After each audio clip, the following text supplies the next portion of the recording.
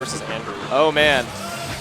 If we weren't already pumped by now, you should be pumped. This is going to be right some now. sick Towerfall. Yes. This is going to be, yeah, like, get out your notebooks.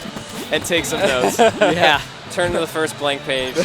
Not to the first page. You don't want to ruin a fresh notebook, but turn to page 1. Start writing it down. Because we got a reactionary player and we got an aggressive player. Oh, I heard it. I think it's such a beautiful sound. Yeah. So I think Steve. I honestly don't know who's going to come out on top, but I think Steve has good experience against players like Andrew. But that are aggressive and fire. Yeah. Yeah. But Andrew is just showing such raw, like, I don't know, just like raw overall good gameplay. Yeah. Like, it's just his hypers are, he's not failing any hypers. Yep. He's just flying where he wants to go. He's navigating the map flawlessly. And he's just, his quick draw is just incredible. I mean, when he fires, he fires. It's like there's no delay. There's no hesitation in his shots. Yeah, he went for 3 shots right there, and it worked because Steve actually did try to cancel out of it. Yep. It's like a stagger upon a stagger. Yeah. A little bit. It's like there's always this, with really good players, it's amazing because there's always this like Yomi going on of like, are you going to try to miracle grab this or not? Because I need to figure out that before I start shooting. Exactly. Yeah. So that's the level of strategy that you have. And the thing is, it's happening in the blink of an eye, so you really have to be quick with your strategy. And you can see Andrew has no problem just being like, I'm going to pick a good spot in the map and just wait, because that's totally valid. Like, a lot of players are very, you know, they want to move around, they want to, you know, be aggressive, but if you find a good spot in the map, so like underneath that little tile right there, he can't be booped, right? So Andrew holding a high position. Yep. Steve's trying to goad him into coming up and play. Yeah, this is 5v5 arrows right now. Almost. We gotta get ready to see a whole bunch of arrows being fired. Wow! There we go. Wow! That was incredible. There goes the miracle. Okay. Oh wow! But a wonderful stagger. Yeah. It was like these first 2 arrows, and then Steve was like, "I'm gonna follow it up," and that was like a pixel. Just kind of scraped the bottom of that ceiling right there. But that was just a perfect stagger. Yeah. It was just like really well thought out. For sure. Yeah. Like.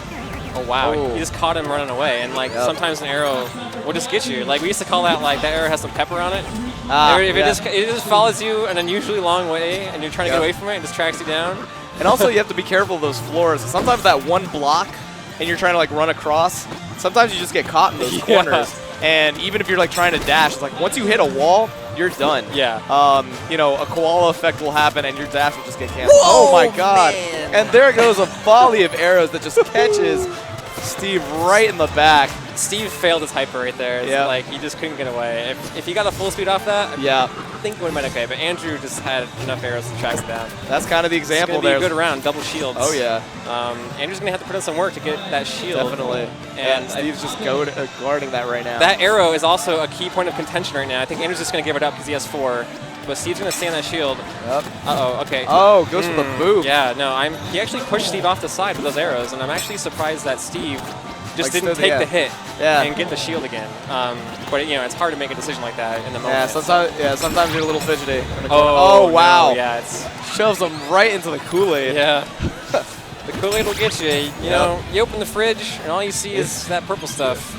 You gotta stay away. You gotta stay away. I actually had a scenario like that in one of my matches where the lava got activated. I shot upwards, and for some reason, I thought it was a good idea to dash, and I got caught. And it was just, sometimes you really have to just be careful what you're doing on the ground, and don't get too fidgety. Yep. Oh, nice catch there. Oh, that was rough. Nice return. Yeah, that was just like, I think the setup there was just in Andrew's favor because he got the first grab and he got an arrow off. Yep. So Steve was just forced to make that catch while Andrew recovered. Setting up a bunch of traps along the way. So I think this is Steve's pick, actually. Wow, he actually bounced off the bramble because he was dodging. Nice. That was really, I mean, yeah. I feel bad for saying it was lucky. It was very fortunate. Yeah, very fortunate for sure. Now, I know you can actually dash against certain elements in the game and be okay. So that includes the bramble as well? Yes. You can dash against any hazard, including the spike balls. Yep, the spike balls. I knew that one. I think, actually, the only one is the bomb ones in Dark Fang. Okay. The green ones that blow up, because even if you touch them, they blow up. So got it. Kind of dead. Wow, nice miracle. And in the wrap even, so that was a really good read.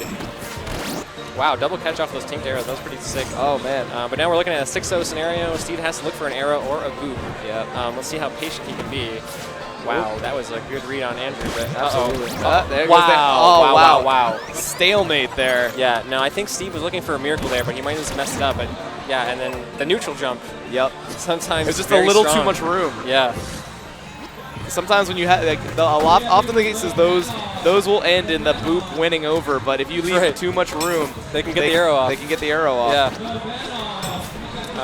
Okay, arrow's getting canceled out. Wow, the flyby. That was. Yeah, Andrew's playing a little dangerous game here with the arrows because he has to be careful with those arrows coming back down to get him. But he's able to make it out.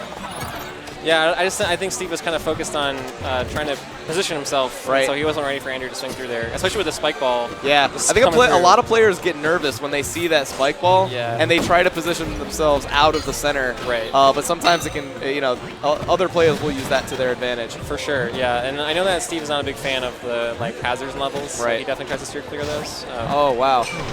Wow. Nice.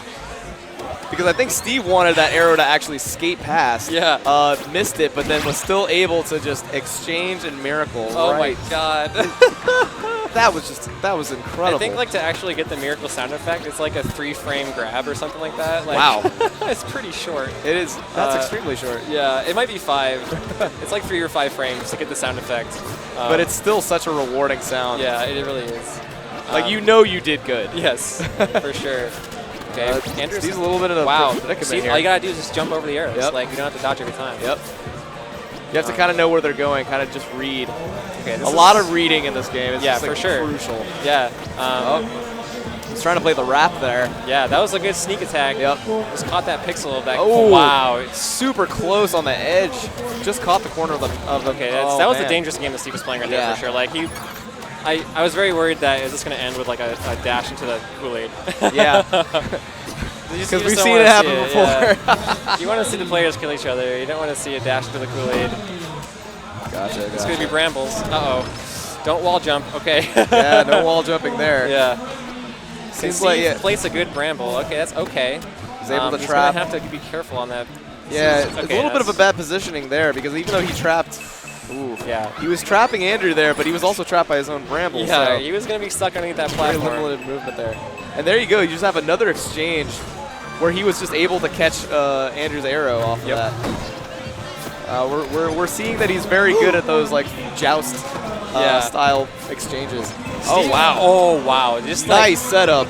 Steve's bramble positioning is just so on point right now. It's awesome. Yeah, it's been he's almost caught Andrew with brambles so many times, and then just pushing them into the brambles with the arrows. Nah, but that's what you got to do. Wow. That's what you got to do. You got to position your arrows such that this is a game of traps. Yes. Especially on this field with the bramble. Yes. So you just got to play it to your advantage. Yep. It's really cool. This game is all about threatened space. Yep. And every arrow type will threaten space in a different way. Yep. And it's just I don't know, I don't know how to, I wish I could explain this to people. This game has so much insane depth. but at first when you see it, it's just it's just you run around and shoot arrows at each other. It's no, once you get into canceling and all this stuff and movement techniques, it becomes I don't know, it feels like it's Quake 3 meets a fighting game or something. There's all these subtle details that you won't get at first when you're watching the game, unless you're you're watching professionals fight. Right, if you're watching this match right now, then it's pretty sick. But you're still confused because you're saying but I only saw that there was really 3 buttons on the screen. How are you doing all this? Right, yeah. Wow. Just a great exchange of arrows. Yeah, Steve got his arrow stolen right there, I think, is what happened. Wait, let's see it again. Yeah, he picked one up and then Andrew snatched from him. Yeah, even that, just talking about little techniques that you wouldn't even know was there until you saw it for yourself. Yeah. Being able to steal an opponent's arrow, so you can actually, if you have less arrows, I believe, than the other player, and you bump into them, you can actually take one of their arrows. Yes. I believe you might need it to have 0 arrows. Okay. If you have 0 arrows and you are pushing the direction into them and touch them, then you actually steal their arrow. And sometimes if there's only 1 arrow between the 2 players, and you steal their arrow, that can totally swing the game crazy. Absolutely. Absolutely. Sometimes there's just a lot of exchanges where it's 1 arrow back and forth, and let's see who's going to fire it first and who misses their dodge. For sure. And that's what I say right now, this is a very weird map. Stinger, Wasp, Hornet, etc. That was a good one right there. Just Just nice fly little by. stinger there, yeah. You just fly by and just throw an arrow in their direction. Yeah. It's just like a classic misdirection move that just works wonders unless you're actually looking for it. Right. If you're looking for it, then you can just start putting arrows into the air. Yeah. Wow. And there you go. Just another one that was just really well done. So Steve did a couple of things in the same move right there. He was looking for those 2 arrows to pick up, and just trying to catch Andrew on his way out of that corner. Yeah. Just like really incredible play for like thinking about what's going on the screen, trying to figure out what you're going to do, your opponent's going to do. Yeah, Steve has a lot of momentum right now. He might end up taking this, but Andrew, I know, is a very skilled player. He is also capable of coming back. He definitely showcased his prowess. But it looked like that last one, he just got caught in the center. Yeah. This map is weird. Yeah. Especially with those platforms in the middle. So if you're seeing these platforms here, the skull platforms, you can actually duck through those. It's not only that you can go through them upwards, but if you squat down and jump, you can actually move through those. And those are transparent, so you can send arrows through those. So that's another factor. The last coin of the last match between these 2 players. Andrew grabs a shield, and it's not symmetrical treasure in here. Oh, but the bomb kind of ruins it. Oh, wow. He miracles through the he grabs the arrow but loses his shield. Steve looking at Andrew's giving up arrows. It's even arrows now. Pretty much even arrows. Andrew's trying to bait it out. Both playing the wrap. No, Andrew is very powerful in vertical play. That's what I know about him. So Steve has to be very careful. Steve giving up all the arrows. He's trying to collect all the arrows. Here we go. Surges the arrows once again. Andrew showing that he is extremely comfortable when he has all of the arrows in his pocket. Yeah.